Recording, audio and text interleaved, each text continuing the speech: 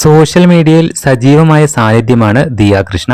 കേരളത്തിൽ ഇന്ന് ഏറ്റവും കൂടുതൽ ജനശ്രദ്ധ ലഭിക്കുന്ന ഇൻഫ്ലുവൻസർമാരിൽ ഒരാൾ. ദിയയുടെ വ്ലോഗുകൾക്ക് ലക്ഷക്കണക്കിനാണ് വ്യൂസുകൾ വരുന്നത്. ദിയയുടെ 3 സഹോദരിമാർക്കും യൂട്യൂബ് ചാനൽ ഉണ്ടെങ്കിലും ഏറ്റവും കൂടുതൽ ജനശ്രദ്ധ ലഭിക്കുന്നത് ദിയ കൃഷ്ണക്ക് തന്നെയാണ്.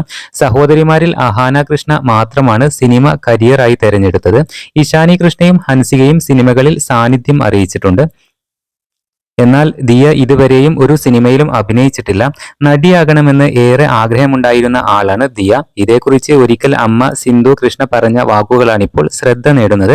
ഞങ്ങളുടെ വീട്ടിൽ കുട്ടിക്കാലം മുതൽ നടിയാകണമെന്ന് പറഞ്ഞുകൊണ്ടിരുന്നത് ഓസിയാണ്. അമ്മു പറയില്ലായിരുന്നു. ആരെങ്കിലും അമ്മുവിനോട് ചോദിക്കുമ്പോൾ താല്പര്യമില്ലെന്നാണ് പറഞ്ഞിരുന്നത്. 10-15 വർഷം മുമ്പെയുള്ള ഇന്റർവ്യൂകളിലൊക്കെ ഓസി ആയിരിക്കും നടിയാകണമെന്ന് പറയുക. ഓസിക്ക് കോമഡിയും ഡാൻസും എല്ലാം ഉണ്ടായിരുന്നു. നടിയാകണമെന്നായിരുന്നു ഓസിയുടെ ആഗ്രഹം. ഒരുപാട് ഓഫറുകൾ പല പ്രാവശ്യമായി വന്നിരുന്നു. അതൊന്നും നടക്കാതെ പോയി. ഒരു പക്ഷേ ഓസി ഇൻഡസ്ട്രിയിൽ വന്നിരുന്നെങ്കിൽ ഡിഫറൻ്റ് ആയേനെ.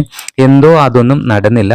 പിന്നെ അവൾ ബിസിനസ്സുമൊക്കെയായി മുന്നോട്ട് പോയി, ഇൻഫ്ലുവൻസറായി. ഓസി ഒരു നടിയാകുമെന്നായിരുന്നു ഞാൻ എപ്പോഴും വിചാരിച്ചിരുന്നത് എന്നും സിന്ധു കൃഷ്ണ പറയുന്നുണ്ട്. അതുപോലെ തന്നെ ദിയ കൃഷ്ണയുടെ യൂട്യൂബ് ചാനലിൽ ഇപ്പോൾ 12 ലക്ഷത്തിൽ കൂടുതൽ സബ്സ്ക്രൈബേഴ്സ് ആണുള്ളത്.